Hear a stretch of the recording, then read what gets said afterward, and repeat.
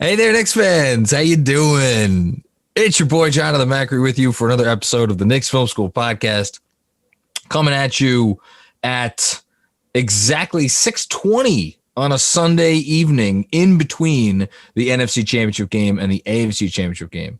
And most notably, before the Knicks play their game tonight against the Portland Trailblazers. We'll address that in a second. But first, let me introduce my co-host, of course, the one and only Jeremy Cohen.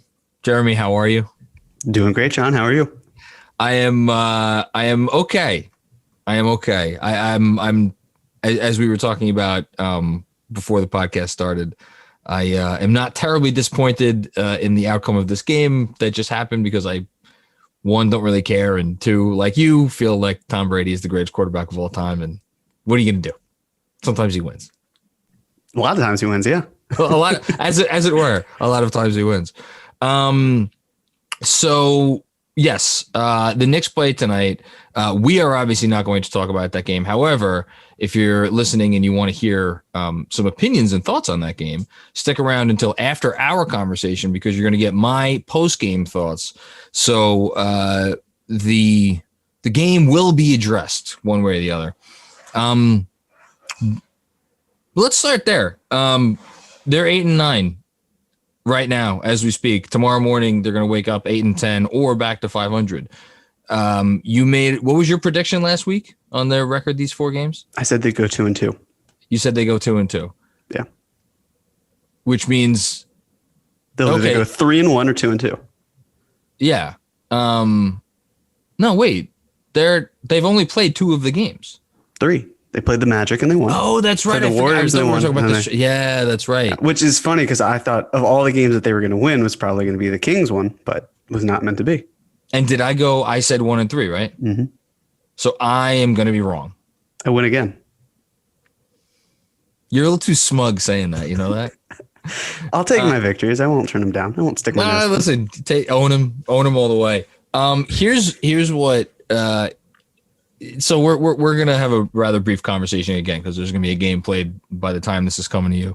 But I did think it was important to touch base because there seemed to be a lot of there seemed to be a moment when they got to 8-8 where everybody was like, "Holy shit, this is happening. This is we're there," right? And I was fully on board with that because. Man, it's been some lean years. We've talked through some of them. And then they lose to the Kings, and it feels like and the kid they passed on in the draft had 15 points and 6 assists or what, I don't know what his style. I know he had a couple blocks. He had a good game. He had a very nice game. And the one that we took, didn't do anything special. I think he's played, how many games has Obi Toppin played now? 6, 7, 5? Around then, yeah. Yeah, so whatever. It doesn't matter. He's played under 10 NBA games. Tyrese Halliburton has played under 20 NBA games. I don't know. I didn't want to do this, but then I'm like, I have to do this because if I didn't do this, it'd be disingenuous. I feel like we need to, as a fan base, have more of a sense of like, look, let's appreciate and recognize the fact that this thing is finally like, you know what we're not coming on here and talking about, Jeremy? Can I list some things? We're not coming on here and talking about how head coach is a fucking clown show. We're not talking about how the front office went in and gave their players an ultimatum to make the playoffs and to share more nicely like good children in the sandbox before the season started. We're not talking about how the highest paid player or players is ball hogging it and they're last in the league in assist percentage and they have an offense that doesn't know what it's doing and a defense that's different every night. And we're not talking about how they're the laughing stock of the league. We're not talking about any of those things. And there's like so much good going on, at least for this. I don't know. Maybe I am expecting too much. Maybe I've been doing the media stuff for too long, but something about this weekend irked me a little bit. If you want to call me out, please call me out.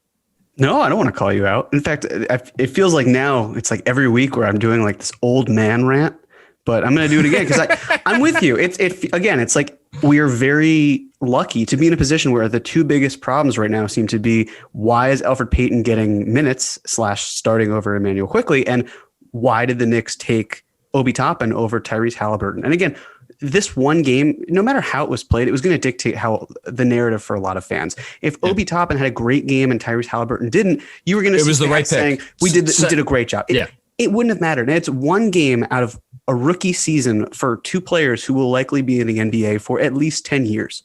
So yeah, obviously their ages are a little different. Toppin's a bit older. He's 22. Halliburton, I believe, is 21. So I think he's either 19 or 20. I'll look it up now. Right. So again, it's like, why it is an exercise of futility to try to figure out right now, oh, we should have taken this player or that player. And this is coming from someone who was somewhat upset when Obi Toppin was taken. But even still, it doesn't make sense to me to judge based on 10, 20 games, especially when it's one in particular, because it's head to head. It just makes no sense. And Tyrese Halliburton's able to excel because of the fact that he doesn't have to be the primary creator. You have De'Aaron Fox taking on that sense of responsibility. And right now, our biggest question with Obi Toppin is like, well, how does it work with Randle? Because Julius Randle is playing like an all-star. Yes. So again, like that is a pretty nice thing to have. So I can't, to me, it makes no sense to be upset about it. Just give it time. The other thing is we talk about RJ Barrett, right? There's a point this season where things got really gloomy, or we talked about the fact how up until we're going to get there in a second. Sure. Up until a year ago, it was like Kevin Knox is not an NBA player, or Julius Randle should be traded for matching salary and like very little because we have to get him off the books.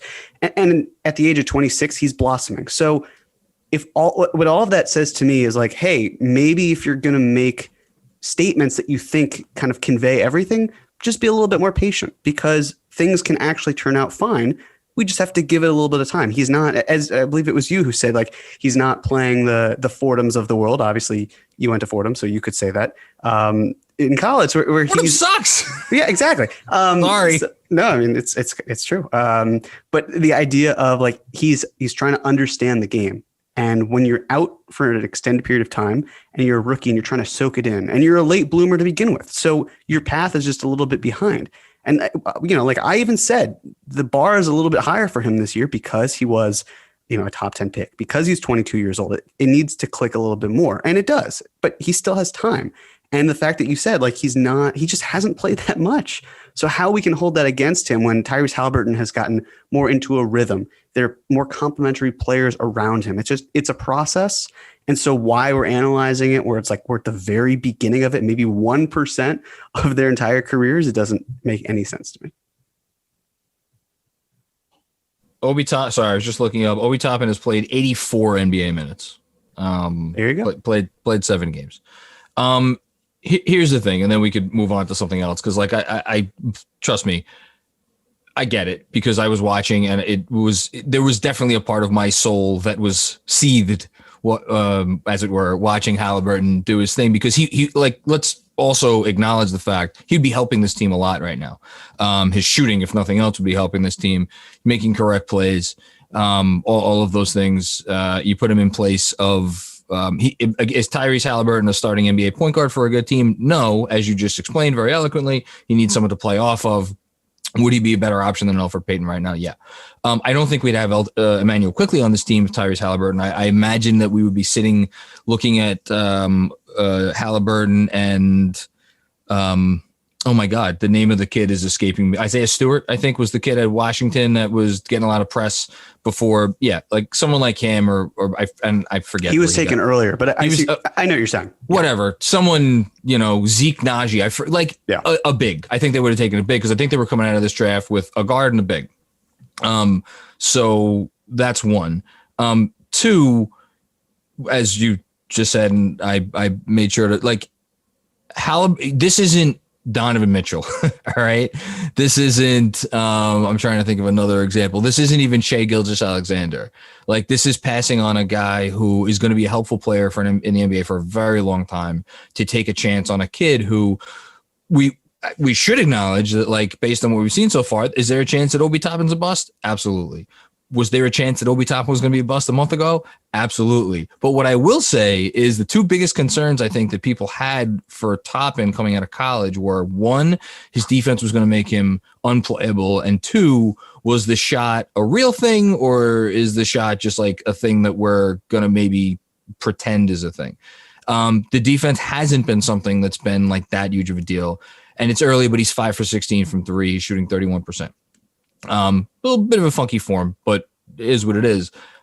The thing, and also, by the way, he's given us passing that has been, in my opinion, off the charts. And all the work ethic stuff, and like, you know, he seems to be a good locker room guy, all that crap. And the one thing that is supposed to be a given, his ability to dominate down low, that's the thing that's been slow coming, which is, again, I think a function of getting used to this level of play. So let's pump the brakes on we screwed up by not taking Halliburton. And, you know, to echo what I started saying, enjoy what's here and happening right now. To which, man, talk about overreacting. Do you know what I came on this podcast and said, I think about 10 days ago? What was that? I took a question during the mailbag. Chris Persianen read the question. I answered the question. The question was, how would you rank the Knicks assets right now? Do you know where I put RJ Barrett on that list? I can't remember. Was it? I'll tell you. It's fine. I put him fourth. I put him after their own 2021 draft pick, which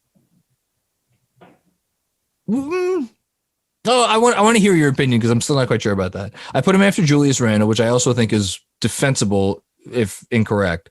And I put him after Mr. Toppin because to me at that point, the unknown was more valuable than the known. Well, since I said that, I think literally this started the day after I answered that question. He's averaged 20 points, 6 rebounds, like 3 or 4 assists on 50% shooting. And he's made some threes. He was 2 for 2 the other night. The rest of the team was 3 for 80. It's come quick now for RJ, and he's making little signs every night. And so like on the list of things that Knicks fans, I think, have to be happy about right now, and watch, he's going to go out and shoot, 2 for 18 tonight. Of course, I just signed his death warrant. Let's hope that doesn't happen. I think RJ has to top the list, right? Yeah. No, I agree. I sorry. The reason I was pausing was I was looking at a list because I felt like I love when you look at lists. Yeah, well, you had something similar to this, but you included the turnovers, and that was the factor with Anthony Davis and RJ. But if you expanded it, just take out the turnovers, and you have a player who's averaging at least 18 points per game, at least 7 rebounds per game, and at least 3 assists per game. There's a fair amount. There are, let's see. Well, I'll name them. It's Kevin Durant, Giannis Antetokounmpo, Jason Tatum, Luka Doncic, Nikola Jokic, LeBron James, Nikola Vucevic, Julius Randle, Anthony Davis, Karl Anthony Towns, Domantas Sabonis, Bam Adebayo, Russell Westbrook, Andre Drummond, Pascal Siakam, and RJ Barrett. All of those players has made an all-star game, except for 2, Julius Randle and RJ Barrett. All of those players are older than RJ Barrett. It's this idea of, and you see it, you try to differentiate between the last 5 or 6 games. Is it a hot streak, or is that more what you hope to achieve if you're RJ, in terms of shooting? I think it's a little bit of both. Maybe the answer for what he eventually is kind of is in between, but it's hard not to look at that list and not appreciate what he is and the asset that he can provide you. Because I'm all about, if you get the best wing, or at least among the best wings in your building, you're in a really great shape. He may, and that's the thing. It's with RJ, and we've talked about this too, this idea of pretend that RJ Barrett is not going to turn into an alpha, because if he does, then that's great. Maybe if you found another one, then you've got 2 alphas. But if he isn't, again, he's still a very productive player who can give you quality minutes and who can win. And it's almost like there's this assured confidence about him that it doesn't come off as like superstar-esque. And I think the shooting when it comes around is a little different, but he's not super flashy. Because even you tweeted about how I think in the Warriors game he had. I don't even think you need the super. I think just say he's not flashy at all. Right, he's not. Yeah, and even with his face, he's not very emotive. There's not a lot of expression there. He's a stone cold assassin. And when you had tweeted about how if it's possible, RJ had a very quiet 18 points in the first quarter, and it's like first half, but yeah, right. The point being is that you could see that he's doing damage, but you may not think like, oh, RJ Barrett's killing. I mean, we do because we're Knicks fans, but maybe if you're examining it, it's kind of just like, oh, RJ's just doing work, and you look up and it's like, he has how many points? He's impacting the game in other ways. How? So, I mean, at this point, I would say RJ has to be first or second. And the reason I would say second is a possibility, and this is going to be kind of a theme as well throughout the entire year. But John, as you know, the fan base can often be very fickle. You lose a couple games, it's the end of the world. You win a couple games, you're on fire. And we're not above that, by the way. We're not. I just want to throw that out. Absolutely. I talk like I am sometimes. We can get caught up in it too. Yeah. Sure. So, but the Knicks sit 8-9 as we currently talk about this. They'll either be 9-9 or they'll be 8-10. After that, they have a few games that are really difficult. And then the schedule gets a little bit easier. So it's ups and downs. But the whole point here is that the Knicks are 2 games away from being tied for the 5th best record in the NBA, but they're also 2 games away from being tied for the 4th worst record in the NBA. Yeah, that sounds about right. So it's this idea of we're just going to go back and forth on when things are good, things are great. When things are bad, things are terrible. And that's going to impact the 2021 pick because there are a lot of really good teams. I mean, the Heat have been without Jimmy Butler, and they're really not that far behind. The Raptors, after starting, I think 1-5, are now 7-9, and they look good today. And their net rating over the last 2 weeks has been like +2. They're gonna right the ship, right? And the Magic, they were struggling. It was a hard fought game that they came back from, and even though they have a ton of injuries, they're there. The Bulls, they don't have the worst coach in the NBA anymore, so that certainly benefits them. And then, you've got, I think I'm probably leaving out one or two, like the Hornets still have Gordon Hayward, and if they can make adjustments, they're in it. So no, and there's teams out west too you didn't even mention with one of them just beat us, right? The Kings. Sure. Although I still maintain that it's really a problem to win back-to-back games when both are on the road. You adjust for the schedule. I mean, the Kings won. Don't get me wrong. I don't want to take away from that, but it was a very sluggish game on the Knicks side, and you could see what they did the night before against a good an okay Warriors team, even though the didn't Warriors have Draymond team's good. Yeah, they're good enough, but yes, mediocre at the very least. Yeah, sure. But that kind of feeling and it's something to track as we go along, just how all these teams are doing. But it's nice to know that the Knicks can still be good and still finish with the potentially bad pick, which that's the best of both worlds, I would say, in the sense of like they're close enough to that play-in game where you can taste it and maybe you're a season away, but you're also not that far away and you're still competing until like the last few games of the season, and you could still get a good pick. So we'll let things play out, but it is shaping up to be exciting, but also kind of comforting in a lot of ways too. Yeah, no, 100%. It's not a bad place to be, assuming that despite what I said earlier, I do think the vibes are mostly positive. With we've already had our requisite Woj podcast. Like, hey, the Knicks are there's a what did Zach Lowe say? There's a different. You could tell there's something different. Like those are the sound bites that you need as an organization when you're trying to turn the corner, right? And as long as those continue, and people may listen and be like, nobody gives a shit about that. Players don't care about that. I will maintain until the day I die that shit matters. That players do not want to come to a place that is a laughing stock and that everybody's making fun of. With the exception of, I guess, Austin Rivers, who was like, no, I wanted to take on this challenge, but most players don't.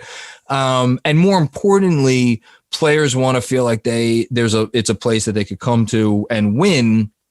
And that's the more tangible side of the RJ Barrett development curve here, because between him and Randall, now all of a sudden they have 2 guys like, okay, those are 2 guys that I could go ball with, on any given night. Will it matter in terms of, we're not gonna have a trade discussion right now, but them going out and getting someone with the hopes that they could re-sign that person, hint, hint. Or potentially maybe even this summer, surprising us. The only other thing I want to say with the Barrett thing, trade ranking, I think it's different when you're talking about trade value. I think it's different. Like the Knicks value, I believe the Knicks value RJ Barrett more than they would value, let's say, the 9th pick in this upcoming draft, or the 8th pick, or like the 10th, something around there. maybe even a little bit higher, maybe even more than like the 6th pick. So I think other teams around the NBA may have that equation a little bit differently because of what RJ has come in here, kind of taken on the challenge, seems to like being a Knick, the whole thing. And there's also the continuity factor, right?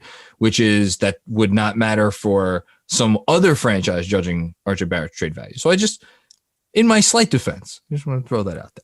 I disagree. I think that RJ is going to be worth more than, say, the 8th or 9th pick in this year's draft, just because of the fact that, yeah, you're looking at 2 years fewer or 2 years less on your rookie scale contract, but you're also talking about a player who is proven, who has shown progression. You are talking about that's a player who's proven. And you're talking about, more of a mystery box. I mean, this is supposed to be a great draft, sure, but maybe not the 8th pick, but is RJ Barrett worth a top 5 pick? That's a different. That I think is a more then we're getting scintillating conversation. Which we will save for another time, because we're actually going to get out of here soon. Because again, most of this episode is going to be my reaction to the game tonight. Last thing we do need to discuss, though, very important, because we are nothing if not upholders of tradition on this podcast, and we have a tradition that is now 2 weeks old, 3 weeks old, something along those lines. Long time. Yeah, it goes back ways. Where we're going to predict records for the next week's worth of games, right? Mm-hmm. So we already predicted this game because we thought it was originally scheduled for 9:00, in which case we were going to maybe record afterwards. We're not obviously doing that anymore. So here are the games that will be played before we record next week. Let me find my portion on the schedule here. Okay, so they're at Utah on Tuesday. It's a 9 p.m. start. They better not make that start later. I'll be very upset if they make that start later. Yeah. Friday at home for the Cavaliers of Cleveland, now owners of the 2nd best defensive rating in the NBA. Kudos to Cleveland. And then I think the Clipper game got moved up to 1, so we'll record after that game. So Clippers at home. You have a trump card right here because it's 3 games and you get to go first. So I do. Although there's a very good chance that you could take the mantle from me next week, because I'm going to, a lot of things could happen. It's possible. Yes. The Jazz, the Jazz are on an 8-game win streak. The best team in the NBA over the last 3 weeks. Yep. The last team to beat them was actually the New York Knicks, and it took a lot of effort to do that. So, the Cavs just Sexton's gone off. Jarrett Allen's fitting in seamlessly, it seems. And the Clippers are the Clippers. They're pretty damn good. So they've won their last 6, and I think they play today. So I forget. They beat the Thunder today. Yeah. Oh, so they've won their last 7 games. Okay. Mm-hmm. Wow. They have the best record, tied for the best record in the NBA. So not an easy schedule. So, I'm going to have to go with 0-3 on this one, much to my chagrin. It's just, I think that the gimme game is the Cleveland one, or, maybe you could think of that for the LA game, like that trap game of they're in New York and there's nightlife, but these players can't leave. So, no nightlife anymore. So exactly. So, I'm going to, the Cavs game, I think could be a toss up, but you could say that about the last one where we felt that, maybe the Knicks should have won that game. The one that they lost in Cleveland, and, others, the Cavs are playing well enough and they have a better record that they could probably say, no, we think we could easily beat the Knicks. So I'm going to say 0-3 on this one. I'm going to say 1-2, and I feel good about it. Yeah. I feel pretty confident. I think they're going to win. I think they're going to figure out a way to win one of these games. We'll see. And then, lest you feel like there's all doom and gloom coming up. After that, it's back-to-back games at Chicago. And then home versus Portland, home versus Miami, who struggled. Then they go down to Miami. Then they're in Washington. And then the Knicks, the New York Knicks actually get to play games in New York. 1, 2, 3, 4, 5, 6, 7 out of 8 games they play at home. So even if things get a little dicey over the next several weeks, I think there is a significant chance. And all those home games are against teams that there's no real huge powerhouses in there. The best team is probably Indiana or San Antonio in those 7 out of 8 at home. So there's a real chance they go into the break with a decent record, if not a winning run. Jeremy, We did it. We kept it to 25 minutes. Unbelievable. I did not think we would actually be able to do it, but we did it. We're going to get a chance to watch. Do you have a rooting interest in this game, the Bills game? I don't really care. I mean, I like either team. It'd be fun to watch the Bills go to the Super Bowl for the first time. The first time in like 25 years. Were you alive the last time they were there? I think, was it 96 was the last time that they were there? Oh God, you're terrible. If it was, then I was alive. It was 1990. It was the 93 season. I think the Super Bowl might have occurred in the beginning of 1994. Right, but they went to 4 straight Super Bowls. Yes, 90, 91, 92, 93. No, the answer is no. You were not alive. I was not. I was born in 95. And yet I remember watching all 4 of those Super Bowls. My God. This is a sad state of affairs. I don't really care who wins either. Thank you, Jeremy. Anything from you before we go? No, that's it. That's it. That's all she wrote. Okay. That's all she wrote. This was fun. We're gonna have a longer conversation next week because we're gonna have to commemorate the quarter mark of the NBA season. So that'll be fun. And also do a Clippers post game. So we got a lot coming up next week, and we got more coming up right now because here are my thoughts on this game that is yet to take place, but will have taken place by the time you listen to this against the Portland Trailblazers.